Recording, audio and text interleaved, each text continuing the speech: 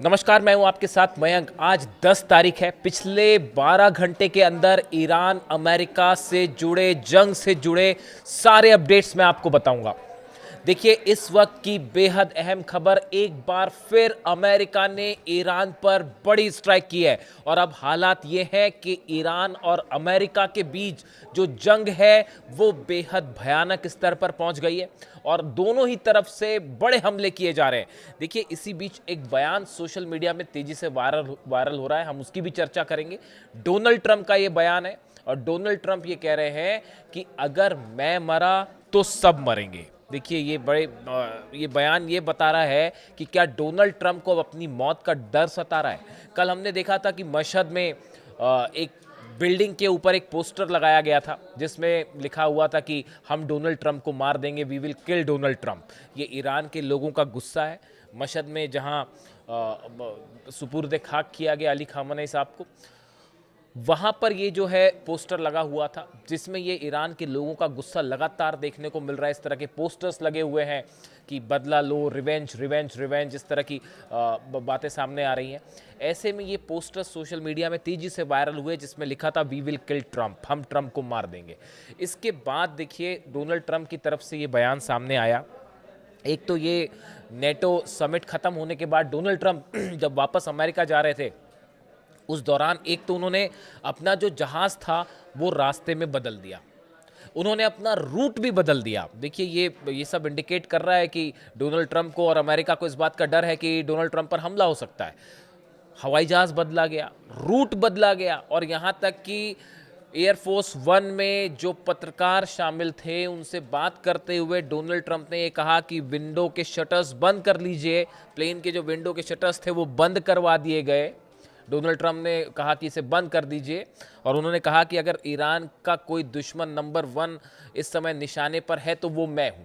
ये Donald Trump का कहना था कि अगर ईरान के निशाने पर कोई नंबर 1 टारगेट ईरान का कोई इस समय है तो वो मैं हूं और अगर मैं मरा तो आप सब भी मरेंगे, मैं मरा तो सब मरेंगे। इस तरह की बात डोनाल्ड ट्रंप ने की। अब उनका ये जो डायलॉग है वो सोशल मीडिया में वायरल हो रहा है और इस तरह की चर्चाएं शुरू हो गई है कि क्या डोनाल्ड ट्रंप को अपनी मौत का डर सता रहा है। ईरान के 9 करोड़ लोगों का जो गुस्सा देखने को मिला और जो जंगी हालात हैं उस बीच में क्या डोनाल्ड ट्रंप पर हमला हो सकता है, इस तरह के सवाल उठाए जा रहे हैं। हम एक बार फिर से आते हैं जंग की तरफ। देखिए, जिस तरह से हमले हो रहे हैं ईरान पर, गौर करने वाली बात यह है कि ये जितनी स्ट्राइक्स हुई हैं, तीसरे दिन लगातार ये हमले जारी हैं। बीती रात हमले किए गए।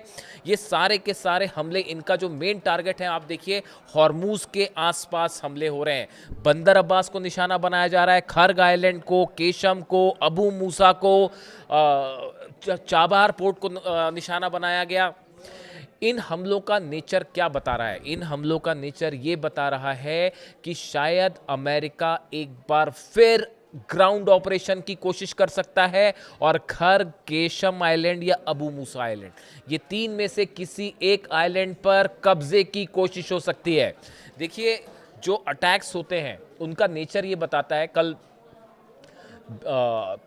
तीसरा दिन था, तीसरी रात लगातार ये हमले किए गए। मिसाइल, स्टॉर्महॉक मिसाइल से ये हमले किए गए, फाइटर जेट से ये हमले हो रहे हैं। 190 लोकेशंस पर जो है वो हमले किए गए थे। इन सब हमलों के बाद जो एनालिसिस निकल के आ रहा है, देखिए हमलों का जो नेचर होता है वो ये बताता है कि सामने वाला जो हमला कर रहा है उसकी मंशा क्या है। एक तो लगातार होर्मुज के आसपास जितने द्वीप हैं इन पर उन लोकेशंस को निशाना बनाया जा रहा है जो रडार सिस्टम्स हैं, जहां कम्युनिकेशन सिस्टम्स हैं, जो कि अगर ग्राउंड ऑपरेशन होता है तो ऐसे समय में ईरान की सेना का आपसी संपर्क ना हो, तालमेल ना हो सके, रडार सिस्टम तबाह हो, इसको लेकर टारगेट करके ये अटैक हो रहे हैं, जो इस ओर इशारा कर रहे हैं कि एक बड़ा ग्राउंड ऑपरेशन हो सकता है। हॉर्मुज में नया अरब सागर के पास नया एयरक्राफ्ट कैरियर, एक और एयरक्राफ्ट कैरियर भेज दिया गया है। इसके साथ ही रिफ्यूलिंग टैंक्स जो हैं वो हॉर्मुज के ऊपर लगातार उड़ान भर रहे हैं ताकि अगर प्लेन से जो अटैक हो रहे हैं उनको हवा में रिफ्यूलिंग की जाए। बड़ी संख्या में F-35 जेट्स की तैनाती की गई है। कई अरब देशों के बेसिस पर F-35 का मूवमेंट एक बार फिर देखने को मिल रहा है।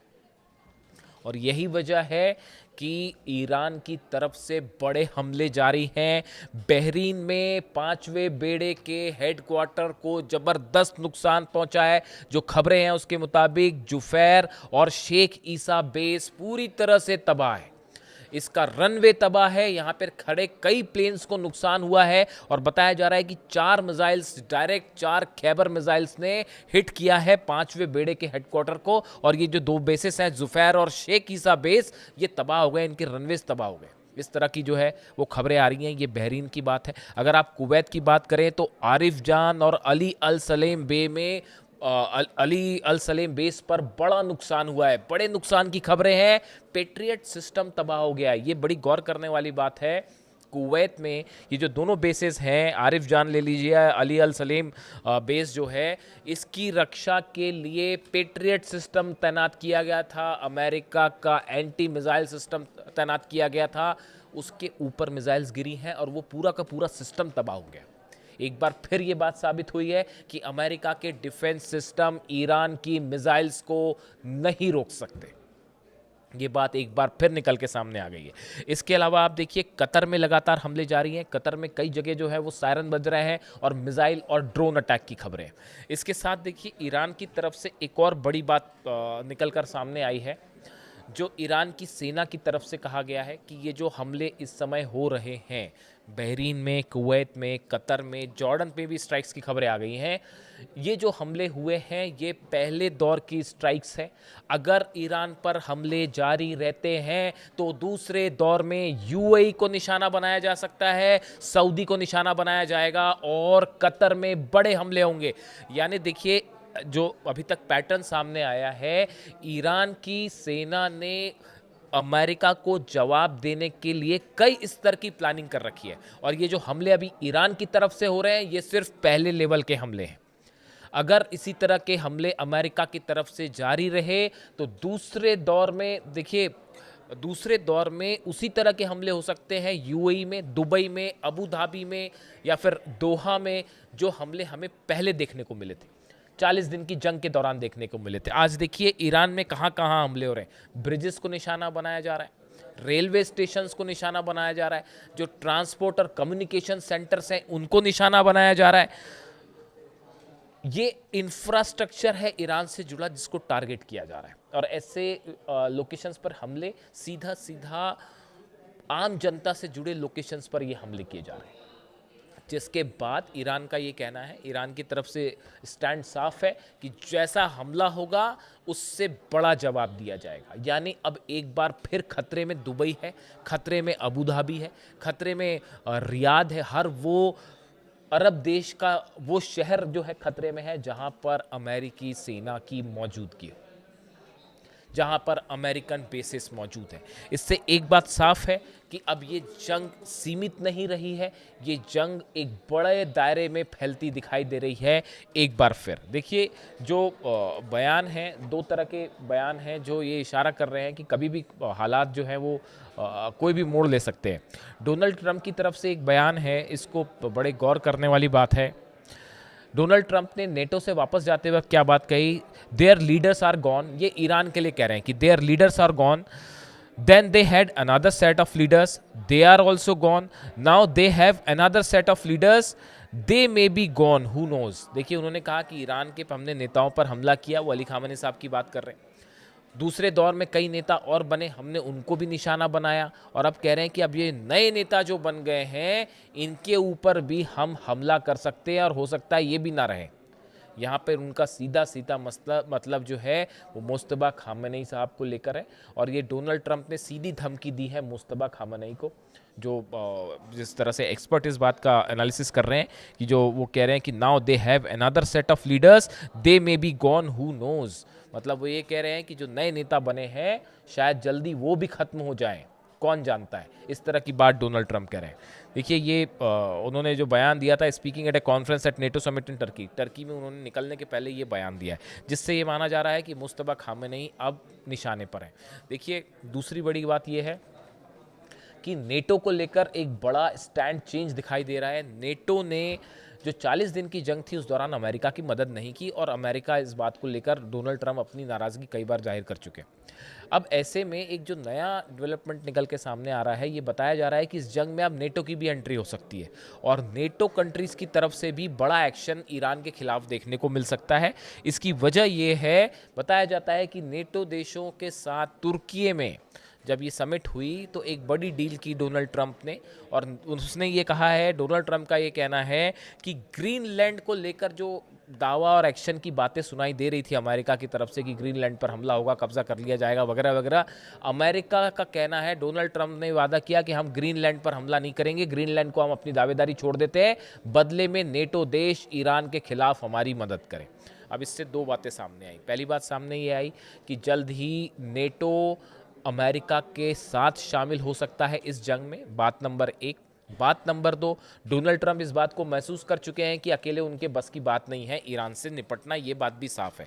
डोनाल्ड ट्रंप एक ऐसी हालत में फंसे हुए हैं जो एक्सपर्ट बता रहे हैं कि जहां पर हमला करते हैं तो ईरान को देखिए हराया नहीं जा सकता। ये बात साफ हो चुकी है कि ईरान पर आप कितना ही बम्बार्डमेंट कर लें, कितनी ही एयर स्ट्राइक कर लें, एयर स्ट्राइक करने से अगर ईरान का कुछ बिगड़ रहा होता, ईरान हार रहा होता तो 40 दिन के अंदर हो चुका होता।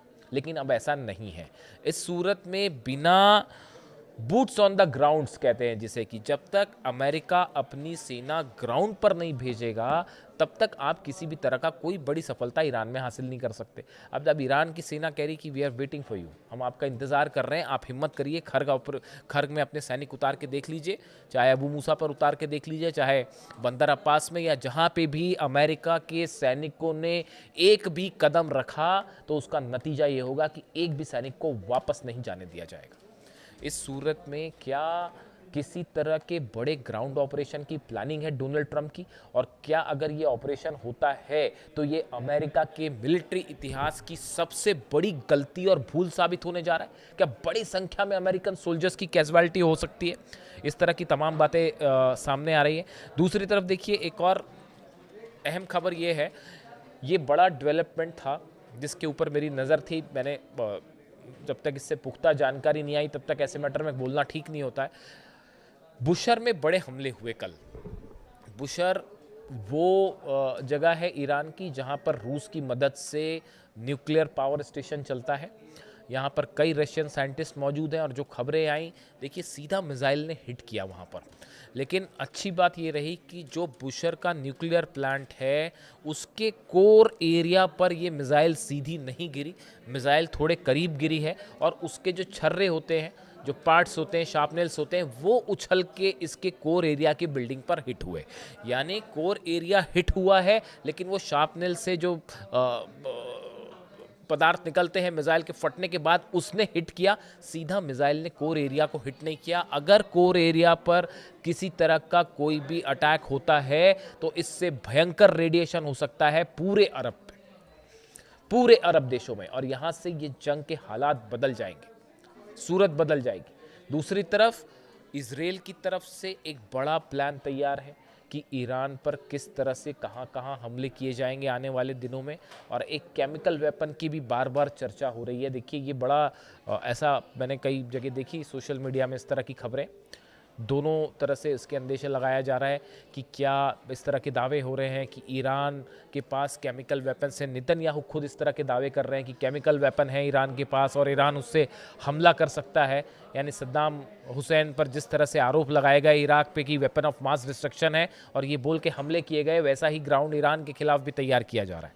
लेकिन हालांकि ये इतना आसान नहीं है ईरान के खिलाफ ऑपरेशन करना, लेकिन फिर भी इस तरह की भूमिकाएं बनाई जा रही हैं, जिसके बाद ये सवाल उठ रहे हैं कि क्या अब इस जंग में किसी तरह के कोई बड़े घातक हथियार की एंट्री होती दिखाई दे रही है, चाहे किसी भी की तरफ से हो, लेकिन क्या किसी तरह के केमिकल वेपन्स इस्तेमाल होने जा रहे हैं? ये ऐसे सवाल हैं जो पूरे अरब को एक बड़ी आग में झुलस सकते हैं, और इसका नतीजा क्या होगा ये कोई नहीं जानता। फिलहाल हालात ये हैं, ईरान की तरफ से खैबर मिसाइल्स दागी जा रही हैं, शाहिद 136 ड्रोन्स दागे जा रहे हैं, और लेवल 2 देखिए, लेवल 1 के हमले ईरान की तरफ से हो चुके हैं, और अमेरिका के उन लोकेशंस पर हमले हैं जो अमेरिका की सेना के इंफ्रास्ट्रक्चर से जुड़े हमले। लेकिन अभी कोर एरियाज़ अरब देशों के अगर उन पर हमले शुरू हो जाते हैं तो इसका नतीजा क्या होगा? क्या जंग में यूएई की एंट्री होगी? कतर और सऊदी जैसे जो देश हैं, क्या इनकी भी एंट्री हो सकती है? ये वो तमाम सवाल हैं जिसका इंतज़ार करना होगा। फिलहाल दोनों तरफ से भयंकर हमले और जंग जारी हैं। जो भी अपडेट होगा आप तक पहुँचाऊँगा। Thank you so much.